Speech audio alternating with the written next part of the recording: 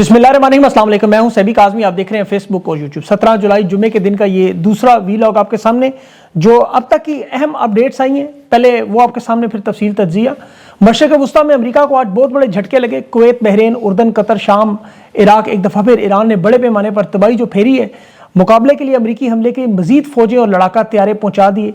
पासदारान इनकलाब ने मजीद अमरीकी तनसीबात पर हमले तेज़ कर दिए और रूसी वज़ीर ख़ारजा ने अबलाए हरमज़, बाबुल मंदब और बहरा अहमर बंद होने की पेशन गोई कर दी। इसराइल में भी तबले जंग बच गया। नेतन्याहू को तख्ता उलटने के लिए पार्लियामेंट आज तहलील। नया वज़ीर आज़म कौन है? नेतन्याहू ट्रंप दोनों का इक़्तिदार खतरे में, हालात टाइट। और अफगानिस्तान पाकिस्तान का मामला अचानक दोबारा शुरू। चीनी शहरियों की अफगानिस्तान के अंदर कत्ल का मामला, इल्ज़ाम पाकिस्तानी एजेंसियों पर। बन्नू में इस वक्त कर्फ्यू है। बलोचिस्तान के हालात इंतहाई ख़राब है। कश्मीर में अभी कर्फ्यू उठाने के लिए बिलावल पहुँच गए और मौलाना को क्यों रगड़ा जा रहा है। और कश्मीर में भी अभी कुछ मज़ीद मामला। तनवीर रियाज की रैली में क्या हुआ और अलीमा खान की आवाज़ पर लब्बैक कहते हुए खान रिहाई लॉन्ग मार्च से पहले माहौल गर्म होना शुरू हो गया। रावलपिंडी, लाहौर और खैबर पख्तूनख्वा समेत पाकिस्तान के शहरों में तहरीक इंसाफ की रैलियां, खुद अवाम सड़कों पर। जावेद हाशमी की गिरफ्तारी के खिलाफ रेंजर्स का घेराव और मौलाना की गिरफ्तारी पर भाई लोगों का JUI का चैलेंज। तहरीक इंसाफ की जरगे में शिरकत भी। सारे मामलात किस तरफ जा रहे हैं, हालात क्यों मौजू होते जा रहे हैं तहरीक के लिए। खबरों की तफसील में ईरान सबसे पहले बड़ी जंग जो अरब ममालिक के इंतहाई खौफनाक और फैसला कुन मोड़ पर पहुंच रहे। अमरीका के अभी ताज़ा तरीन हमलों के बाद जो उर्दन में जंगी जहाज़ जदीद F-50 ब्लॉक 50 वाले जहाज़ आए 16, और ईरान ने अभी कुवैत, बहरीन में के बाद अब कतर में जो आज तबाही फेरी है और कतर पर बड़ी शदीद बमबारी की गई है। दोहा में धमाकों के असरात अब नज़र आ रहे हैं। इससे पहले जो कुवैत में आज ईरान के हमले थे उसमें 15 मिनट पहले वहाँ आर्मी चीफ ने खुद बताया कि ईरान के मिसाइल हमलों में, शदीद हमलों में जो अभी कुवैत के फौजी हैं बड़ी तादाद में मारे गए हैं। ये ईरानी हमलों का कितना नुकसान हुआ है ये उन्होंने अभी तफसील नहीं बताई, लेकिन कुवैत में इस वक्त पानी का निज़ाम और जो बिजली के प्लांट्स हैं उन पर हमला हुआ। एमरजेंसी का माहौल है, वहाँ एमरजेंसी के लिए रखा हुआ पानी अब इस्तेमाल किया जा रहा है। ये मैं आपको आगे चल के बताता हूँ वजह क्या बनी। 90% याद रखें, कुवैत में 5 समुद्री पानी के जो डिसैलिनेशन प्लांट हैं उसमें ओमान में जैसे 86% है, कुवैत का 90% उस पर इन्हिसार है, सऊदी अरब का 70%। ईरानी मिसाइल और ड्रोन धड़ाधड़ अब वहाँ इस वक्त चल रहे हैं, क्योंकि पुल के बदले पुल और तनसीबात के बदले तनसीबात। ईरान का ये दावा था जो अब पूरा हो रहा है। किंग फहद पुल जो बहरीन में सऊदी अरब को जोड़ने वाला पुल, उसकी भी तफसीलात आ रही हैं कि हंगामी इमदादी टीमें वहाँ पहुँची हैं। वाहिद पुल है जिसने सऊदी अरब बहरीन को जोड़ा है। 2011 में बगावत जब हुई थी, सऊदी फौज यहीं से गई थी। अब यहाँ कितना नुकसान हुआ इस हमले में अभी तक ये अंदाज़ा नहीं है। बंदर अब्बास के पास जो ईरान के पुल गिराए गए थे, ये उसका बदला ईरान ने लिया है। ईरान के जो मुसल्लह अफवाज और एरोस्पेस कमांडर हैं जनरल मुसवी, उसने ऐलान किया है कि अरब ममालिक और ईरान के जहाँ जहाँ दुश्मन होंगे टारगेट हमले होंगे। जनूबी साहिली पट्टी, अबनाए हरमज़ और तेहरान समेत जनूबी तेहरान के इलाकों में जब तक ये सीज़ फायर नहीं करेंगे हम भी हमले नहीं रोकेंगे। तनसीबात पर हमलों का जवाब उसी तरह आएगा। ट्रंप ने भी तेल की तनसीबात के हमले को रोका हुआ है। अमेरिका के ये जो ऑपरेशन शेपिंग के नाम से जंग 5वां दिन चल रहा है। ईरान के बुनियादी ढांचे, इंफ्रास्ट्रक्चर पर हमले बढ़ गए हैं। ट्रंप ने 3 दिन पहले जो दावा किया था ईरान की तनसीबात पर, शहरी आबादी पर, वो हमले उसने अब अमल दरामद शुरू कर दिया है। पासदारान इनकलाब के लॉजिस्टिक सप्लाई को, रसद को रोकने के लिए और ईरान पर दबाव बढ़ाने के लिए बाकायदा शहरी आबादी को निशाना बनाया जा रहा है। सूबा गरबजान में वहाँ 6 पुलों को निशाना बनाया गया। बहरिया के टावर को चाबहा में वहाँ उसको नुकसान पहुँचाया गया। बंदर अब्बास में एक रेलवे स्टेशन को निशाना बनाया गया। जनूब मशरकी ईरान में वहाँ सिविलियन एयरपोर्ट, वहाँ बमबारी की गई और ईरान की जो शहरी आबादी है उसमें पानी की तनसीबात पर, ख़ास तौर पर खुराक के गंदम के ज़ख़ीरे पर बमबारी हुई है। सूबा अहवाल में वहाँ बशहर शहर है ईरान का, उसके इंफ्रास्ट्रक्चर में वहाँ भी बमबारी हुई। इसके अलावा बंदर अब्बास में जो 2 मकामात हैं, शहर को अलग करने की इस वक्त कोशिश की जा रही है। तजारती बंदरगाह पर, बहरिया के पासदारान इनकलाब के हेडक्वार्टर पर। सूबा अलहाम में भी वहाँ पानी की तनसीब के जो डिसैलिनेशन प्लांट है उस पर भी अमरीकी हमले हुए हैं। इसके अलावा पासदारान इनकलाब के साथ जो रेगुलर ईरान की फ़ौज है उस पर भी खोस्तान और बलोचिस्तान में बमबारी की गई है। ये बलोचिस्तान ईरान वाली साइड वाला। अब जो ईरान पर हमले हुए पावर प्लांट्स और गैस के ज़खायर, उसमें F-35 जहाज़ थे वो अरब अमारात से उड़े। इसीलिए अब ईरान के जो जवाब होंगे वो मामला उस तरफ आएगा। एक F-35 शायद गिराने की कोशिश की गई, हंगामी सूरत हाल में वो अरब अमारात दोबारा लैंडिंग हुई, लेकिन ये जहाज़ अरब अमारात से उड़े थे, ये अब सामने आ चुका है। जजीरा खार्क पर ज़मीनी ऑपरेशन के लिए ट्रंप मुकम्मल तैयारी कर रहे हैं और इसराइल और अरब अमारात दोनों उस पर ऑफर भी कर रहे हैं कि ताकत के जरिए अबनाए हरमज़ खुलवाना है, हम साथ देने के लिए तैयार हैं। ईरान के साहिल पर 2 मरीन यूनिट्स और एयरबोर्न फोर्स 87 को इस्तेमाल करके, जैसा जंग अजीम में گیلیپولی ایک بڑی ناکام اور خونی مہم شروع کی گئی تھی، یہاں ابنائے ہرمز میں بھی وہی کوشش کر، لیکن ان کی بدقسمتی ہے کہ ابنائے ہرمز سے بہت دور ہے بحریہ، میزائلوں کی رینج ایران کی بہت بڑی ہے، اور بحری لڑائی میں اب انٹرسیپٹر میزائل بھی امریکہ کے پاس بڑی تیزی سے ختم ہو رہے ہیں۔ امریکہ کے یہ حالات پہلے کبھی ایسے نظر نہیں آئے، ورنہ شہری آبادی پر اس طرح، بندر عباس کے پلوں کو اس طرح، پانی کے پلانٹ کو اور تیل کی تنصیبات کو، جو ان کا آخری حل ہے، حملے نہ ہوتے۔ ٹرمپ ابھی تک اپنی عوام کو ان جنگ کے مقاصد نہیں سمجھا پایا، یہ اسٹریٹجک شکست کا وہ کیسے اظہار کرے، اس دلدل سے کیسے نکلے، اس کے پاس راستہ نہیں ہے۔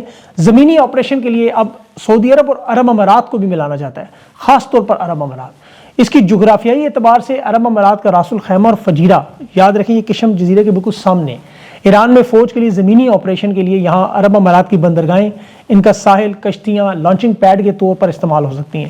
ان کے پاس پہلے سے جدید انفراسٹرکچر موجود ہے، ظاہر ہے جو امریکہ استعمال بھی کر رہا ہے، امریکی جنگی ڈرونز، طیارے، ریفیولنگ طیارے، زمین، یہ سب موجود ہے جو زمینی فوج کو تحفظ فراہم کرتے ہیں۔ پھر جبل علی بندرگاہ سے یہاں جو بڑے جہاز ہیں لاجسٹک کے، جو جہازوں کے ذریعے بڑی بختربند گاڑیاں اور ٹینک لائے جاتے ہیں، وہ بھی ظاہر ہے اسرائیل اس کی نگرانی میں بھی مدد کرتا ہے۔ اور یہ عرب امارات اور ایران کے درمیان آپ کو پتہ ہے ویسے بھی 3 اہم جزیرے ہیں، یہاں پر 3 اہم جزیرے ہیں جہاں سے زمینی فوج لانے کی کوشش ہے، لیکن ایران کے لوگ بیٹھے ہوئے انتظار میں، آئیں ابو موسیٰ سے آئیں، وہاں خارق سے آئیں، جس طرف سے بھی آئیں، قدم تو رکھیں۔ ایران کا ذرا ابنائے ہرمز پہ کنٹرول سے اب دیکھیں معاملہ آگے کتنا چلا گیا ہے کہ عمان کے بھی جو 2 امریکی ریڈار انہوں نے تباہ کیے، اب امریکی جہاز نگرانی نہیں کر سکتے ابنائے ہرمز پہ۔ جو ڈرون ان کے نگرانی کے لیے آئے، وہ ایران نے جب مار گرائے تو اب وہاں اس ملبے کو چھوٹی چھوٹی کشتیوں میں ماہی گیر اس کو گھسیٹتے ہوئے مذاق بھی اڑا رہے تھے۔ ابنائے ہرمز سے ایران اب عمان کے ساحلوں اور بحیرہ عرب تک پہنچا ہوا ہے، تجارتی جہازوں اور سپلائی لائن کو باقاعدہ خلیج عرب اور خلیج فارس یہ کہہ لیں وہاں تک نشانہ بنایا جائے، اور یہ ایران کی بہت بڑی طاقت ہے جو لانگ رینج کے میزائل مار کے دکھائی جا رہی ہے۔ اب دیکھیں جو عمان کی بندرگاہ ہے، یہاں امریکہ نے متبادل فوجی اڈہ بھی بنایا ہے، لاجسٹک مرکز میں اس کو تبدیل کیا، ایران نے سیدھے ادھر ہی میزائل مارے پورٹ آف دکم کے نام سے۔ اور یہاں جو تجارتی ٹینکر ہیں خلیج فارس میں، یہ امریکہ اور اسرائیل نے رسد اور سپلائی کے لیے، اسلحے کے لیے رکھے تھے، ایران نے ان پر بھی حملے کیے ہیں۔ پہلے 110 جہاز یہاں سے گزرتے تھے، اب 10 دنوں میں 3 بحری جہاز نہیں گزرے، بارودی سرنگیں، کشتیاں، ڈرونز الگ ہیں۔ تو اب ایران اس جنگ کو ویسے بھی پھیلا چکا ہے، آپ کو پتہ ہے لبنان اور فلسطین تک پہنچے ہوئے ہیں، اور فلسطین میں آج بھی اسرائیل کے حملے ہوئے 3، وہاں بھی غزہ میں لوگ شہید ہوئے، لبنان میں بھی اس وقت صورتحال بالکل یہی ہے۔ اور شام کا دیکھیں، جو میں نے آپ کو پچھلے ویلاگ میں بھی بتایا تھا، یہ اسرائیل کی بڑی کھل کے مدد کر رہے ہیں۔ ٹرمپ نے جو شام کے صدر کو تعینات کیا تھا، وہ اب زور و شور سے کام ہوتا ہوا نظر آ رہا ہے۔ ایران کی جو حزب اللہ کو بھیجے ہوئے اسلحے کی دوسری کھیپ آج شامی فوج نے پکڑی ہے، اس میں سینکڑوں ڈرون میزائل، ان کی جو آپ کو پتہ ہے باقی آلات شامل تھے، اور یہاں یہ ٹرکوں میں رکھ کے لبنان بھیجے جاتے تھے، لیکن اب حزب اللہ کو کمزور کرنے کے لیے شام کو استعمال کیا جا رہا ہے کہ اسرائیل کا تحفظ کریں۔ اب اسرائیل کا تحفظ تو ہونا تھا، لیکن آج کابینہ ان کی تحلیل ہوگی، آج 62 کے مقابلے میں 0 ووٹ سے کابینہ نے خود کو تحلیل کر لیا۔ اچھا، وجہ تو 27 اکتوبر انتخابات ہیں۔ اچھا، اسرائیل کے حالات بھی دیکھیں پاکستان سے مختلف نہیں ہے ایک لحاظ سے۔ 1988 میں اس کے بعد پہلی دفعہ پارلیمنٹ نے مدت پوری کی ہے، اور یہ اس وقت ہے جب غزہ، لبنان اور ایران تینوں میں جنگ لگی ہوئی ہے۔ یہاں اسرائیل کے انتخابات ہیں 120 نشستوں کے، 61 جیتنے والا زیر حکومت بناتا ہے۔ ایک طرف نیتن یاہو جو کہ بڑی سخت مشکل میں، کرپشن کیسز میں اور جنگ کے معاملات میں پھنسا ہوا ہے، اس نے بھی کٹر مذہبی جماعتوں کو فوج میں بھرتی سے چھوٹ دے کے ان کی حمایت کی کوشش کی ہے۔ دوسرے گاڑی آئزن کوٹ ہے، یہ سابق آرمی چیف ہے، بہت بڑا حریف ہے نیتن یاہو کا، یہ مذہبی طبقے کو فوج میں لانا چاہتا ہے۔ اور تیسرا جو ہے نفتالی بینٹ ہے، سابق وزیر اعظم ہے، یہ دونوں آپس میں اتحاد بھی بنا چکے ہیں نیتن یاہو کے خلاف۔ اب اس وقت غزہ کی جنگ پہ پوزیشن سب کی تقریباً ایک جیسی ہے، لیکن نیتن یاہو چونکہ بڑی بے رحمی سے معاملات استعمال کر رہا ہے، اور یہ جو نیتن یاہو کے مخالفین ہیں، یہ اس وقت 59 سیٹیں جیتنے کے قریب ہیں، 2 سیٹوں کا فرق ہے۔ نیتن یاہو کے پاس 51 نشستیں ہیں، 10 نشستوں والے عرب ممالک حصہ نہیں بنتے، لیکن یہ الیکشن بڑے انٹرسٹنگ ہو گئے۔ نیتن یاہو کا اقتدار بڑی مشکل سے پھنسا ہوا ہے، اور ٹرمپ کے حالات بھی مڈ ٹرم سے آپ کو پتہ یہی ہیں۔ تو اب یہ جو اقتدار کا معاملہ ہے جس پہ ساری جنگیں، یہ سب فساد آپ کو نظر آتا ہے، ٹرمپ ہو، نیتن یاہو ہو، یا فارم 47 پاکستان میں، سارا معاملہ یہ ہے۔ خان کی حکومت بھی دیکھیں اسی لیے گرائی گئی، پاکستان کو گھوڑے پہ چڑھایا، یہاں دنیا کو انہوں نے تباہ و برباد کیا ہوا ہے۔ یہاں خیبر پختونخوا سے لے کے کشمیر تک، بلوچستان سے لے کے پنجاب تک کے حالات آپ دیکھیں صرف اس اقتدار کے لیے، الیکشن لوٹ کے اقتدار میں آنا۔ اب اسرائیل پر بھی دیکھیں، فلسطین میں دنیا بھر میں ظلم اور جبر کے، نسل کشی کے الزامات ہیں، لیکن وہ بھی الیکشن چوری نہیں کرتے اپنی عوام کا، وہ بھی مینڈیٹ کا احترام اپنا کرتے۔ لیکن 8 فروری ہو پاکستان میں، کشمیر کے الیکشن ہو، یہاں صرف الیکشن انہوں نے نہیں چھوڑنا۔ 12 نشستوں کا یہ جو آپ کو پتہ ہے کشمیر کا الیکشن ہے، انہوں نے جو پورے پاکستان کو ہلکا بنا دیا ہے، ہلکا بندیاں اگر آپ ان کی صرف دیکھیں، آپ سر پیٹیں کہ کشمیر میں جو نہیں رہتے، چاروں صوبوں میں کشمیری ہیں، ان کے ذریعے یہ 12 نشستوں پر حکومت بناتے ہیں. اندازہ کریں، آزاد کشمیر کا ایک حلقہ آپ اٹھائیں، صرف ایک حلقہ، تو بلوچستان، سندھ، پنجاب کی 6 ڈویژن، کراچی سے لے کے کوئٹہ، ملتان سے لے کے لاہور تک، ہزاروں کلومیٹر کے ایک نشست کا حلقہ انہوں نے بنایا ہوا. آپ اندازہ کریں، اور جسے کشمیری مانتے ہی نہیں. تحریک انصاف کی تو 8 فروری کے الیکشن میں آپ دیکھیں نا، پنجاب کے ووٹ انہوں نے بلوچستان کی کے پی پھینکے، لیکن لوگ پھر بھی ہزاروں کلومیٹر جا کے ووٹ ڈال آئے، اور جیتنے کے بعد انہوں نے الیکشن لوٹ لیا. یہاں کشمیر میں بھی تقریباً یہی واردات ہے، اسی لیے لوگ ماننے کو تیار نہیں ہیں. اور اب انہوں نے بلاول زرداری کو خواجہ آصف کے بارے میں جو باتیں آج سن رہے ہیں آپ، لاتے مار کے نکال دے فلان ڈھمکان، کیونکہ جمعے کا دن تھا. یہ اسی لیے ہے کہ لوگ مانتے نہیں ان کو، یہ جو فارم 47 کی ناجائز حکومت ہے. اب بلاول زرداری غصے میں کیوں ہے؟ فیلڈ مارشل کو تانے دے رہے ہیں، اب نئے حرمز کھلوانے پہنچ گئے، کشمیر کھلواؤ، یہاں کا کرفیو ہٹاؤ. حالات اس وقت اتنے خراب ہیں کشمیر میں، آپ دیکھیں کہ انتخابی مہم میں ابھی تنویر الیاس جو ہے اس کو 4 حلقوں سے لڑنے کی الیکشن کوشش کر رہا ہے، اور اپنے حلقے میں گیا، وہاں لوگوں نے گھسنے نہیں دیا اس کو. یہ حالت ہے اس کی اپنے آبائی حلقے میں، وہاں پھر اپنا اس کا گارڈ بھی فائرنگ سے بھی مارا گیا، اور پھر وہیں سے مزاحمت کیا کہ بے بس ہو کے اسلام آباد واپس. یہ نہیں، الیکشن تک لڑنے کے قابل نہیں ہے. یہاں کشمیر کے تو چھوڑیں، بلوچستان کے حالات کا میں آپ کو پچھلے ویلاگ میں بتا چکا ہوں، پھر اگلے ویلاگ میں تفصیل سے بتاؤں گا. خیبر پختونخوا میں آپ کو پتہ ہے بنو میں اس وقت باقاعدہ کرفیو لگا دیا ہے، نو گو ایریا ہے، تمام راستے سیل ہیں. پاکستان بلکہ دنیا کا واحد ملک بن گیا ہے، بیک وقت 3 صوبوں میں ملٹری آپریشن ہو رہے ہیں، 3 صوبوں میں. فیلڈ مارشل تو ترکی میں پروٹوکول لے رہے ہیں نا، بیرون ملک دوروں میں پریڈ دیکھ رہے ہیں. یہاں تو 42 سے 48 پولیس والے ابھی شہید ہوئے، پھر 50 یہ فوجی شہید ہوئے. ابھی ملک کے اندر بھی خون بہہ رہا ہے اور باہر بھی. یہاں حالات کے ہیں مریم نواز کی طرح، یہ بھی مستی میں لوٹ کا مار ہے اور ایک لوٹ سے لگی ہوئی ہے. اب تحریک انصاف دیکھیں انتہائی اہم، خیبر پختونخوا میں آج 5 اگست کی وہ جو مہم تھی، اسٹریٹ موومنٹ، خرم زشان اور اقبال آفریدی نے نوشہرہ سے شروع کر دی، اور اس میں جو دیکھنے والی بات ہے وہ عام لوگ اپنی مرضی سے نظر آ رہے ہیں. پھر اس کے بعد راولپنڈی مری روڈ پر نوجوانوں کی اسٹریٹ موومنٹ کا آغاز ہے، پھر لاہور میں نظر آئے موٹر سائیکل ریلیاں. اب اس طرح کی ریلیوں سے مومنٹم بلٹ ہو رہا ہے. تحریک انصاف کی صرف قیادت جاج ہے، صرف قیادت. دیکھیں محمود اچکزئی پر یہ پھینکتے تھے، اس نے تو کہہ دیا ہے 5 اگست سے ملک گیر کال شروع کر. اب انہیں کس چیز کا انتظار ہے؟ 16 دن ہے اسٹریٹ موومنٹ کریں. سہیل آفریدی اور جنید اکبر ان کا کام ہے سارا. اگر انہوں نے کوئی واردات نہ کی، دیکھیں پہلے جب ان کے اوپر واردات کرنی تھی کنٹینر نکال لیا انہوں نے، بجٹ سرپلس کا موقع آیا، ڈیالہ جیل چلے گئے، پاس ہوا بجٹ پھر چھوڑ دیا جانا، جلد سے جلوس میں بڑھ کے ماری، لیکن جو ہی لوگوں نے نکلنا شروع کیا یہ پھر غائب. کے پی ہاؤس میں خان کی آنکھ میں معاملے میں آپ کو یاد ہے، خود ساختہ محسوری تھی. اب ان کے 100% چانس ہیں ان حالات میں، کیونکہ حالات آپ دیکھیں کہ 1% صرف عوام انہیں چاہیے. جو پاکستان کے حالات ہیں، روزانہ کی بنیاد پر بجلی کا بل دے کے لوگ اپنی جانیں دے رہے ہیں، مائیں بھوک سے بلکتے بچوں کو لے کے نہروں میں جمپیں مار رہی ہیں. مالی حالات اس قدر برے ہیں بلوچستان میں، یا تو دہشت گردوں کے ہاتھوں لوگ مارے جا رہے ہیں، یا کے پی میں دہشت گردوں کے ہاتھوں مارے جا رہے ہیں، یا کشمیر میں سیکورٹی فورسز کے ہاتھوں، یا ڈرون حملوں میں، یا ان کی بمباری میں. جو بچ جائے وہ معیشت کے ہاتھوں مارے جاتے ہیں. تو عوام کے پاس تو دیکھیں ایک ہی راستہ ہے اس حکومت کو الگ کرنا، اور یہ حکومت الگ ہونے کے بعد ان کے حالات ٹھیک ہوں گے. امت مسلمہ کے وہ عظیم فیلڈ مارشل میری جین میری جان، وہ اب چورن ختم ہونے کا وقت ہے. عوام کو اپنے حالات بدلنے کا صرف ہوش آ جائے. یہ پیٹرول کی صرف قیمتوں سے اندازہ کریں، ابھی تو 10 روپے مہنگا ہوا ہے، ڈیزل 40 روپے، اور یہ کہہ رہے ہیں کہ ہم قیمتوں کا تعین روز کریں گے، روز تباہی آپ کی نکالیں گے. تو آپ خود ہی آپ نے بچانا ہے، اپنے آپ کو بچانا چاہے تو. اب تحریک انصاف نے مولانا کے ساتھ بھی کچھ تعلقات رکھنے کی بات کی ہے. محمود اچکزئی نے تو مولانا کو بھی تحریک میں شمولیت کا دعوت نامہ دیا ہے، بلکہ ان کا بھی گرینڈ جرگہ جو ہوا جس میں فاٹا اور پاٹا پہ ٹیکس کے خلاف معاملہ تھا، اس میں مولانا کے بھائی بھی موجود تھے اور باقی وہ 2-3 جماعتیں بھی تھیں.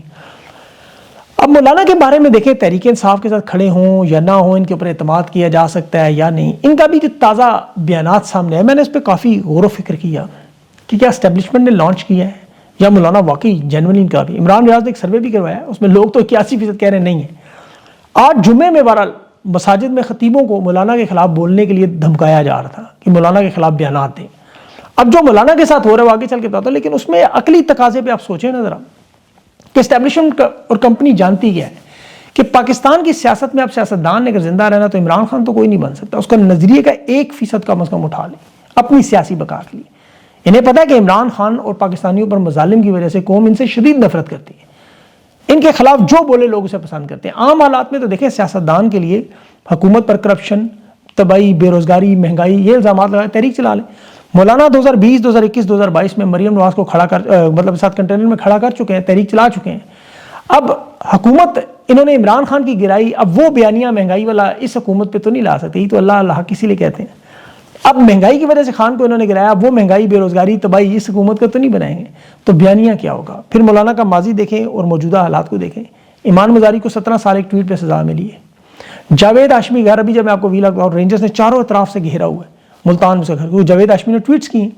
پھر جنرلوں کے بارے میں یا فیلڈ مارشل کے بارے میں یا کسی اور کے بارے میں کوئی ٹویٹ آئے، بلکہ شہباز گل کے وقت سے دیکھ لیں، اعظم سواتی کے بعد دیکھ لیں، حتیٰ کہ نواز شریف جیسے بندے کو انہوں نے وزیر اعظم نہ لگانے کی وجہ بتائی تھی کہ یہ فوج کے خلاف ہے، بیانات دیتے ہیں۔ خواجہ آصف کو تو اس لیے رکھا ہوا نا کہ یہ باقاعدہ زبان پہ تیل لگا کے چاٹ رہا ہے پیروں کو، تو اس وجہ سے اسے روکا، ورنہ مولانا کو جیل میں ڈالنا، 14 سال کی سزا دینی، یہ کوئی مشکل کام تو نہیں۔ لیکن مولانا کے بھائی نے چیلنج کیا، ایک FIR تو کر کے دکھاؤ۔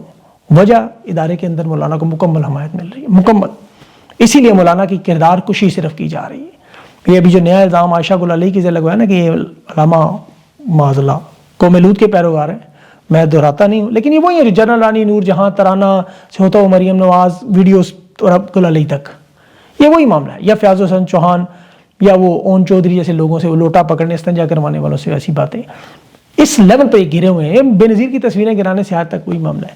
مولانا لیکن بڑا سمجھدار ہے، 2600 کلومیٹر افغانستان کی سرحد، مولانا کے مدرسوں کے بچوں کو بندوقیں اگر پکڑوانی ہیں تو پہلے FWO دو، DHA دو، فوجی فاؤنڈیشن دو، ریڈ پاسپورٹ دو، 102 کاروباری کمپنیاں دو، سمگل ہوا ایران کا تیل دو، چاروں صوبوں کی حکومتیں، کینٹ کے علاقے دو۔ مولانا نے بھی ڈسکاؤنٹ دیا ہے، برطانیہ امریکہ میں جائیدادیں نہیں مانگی۔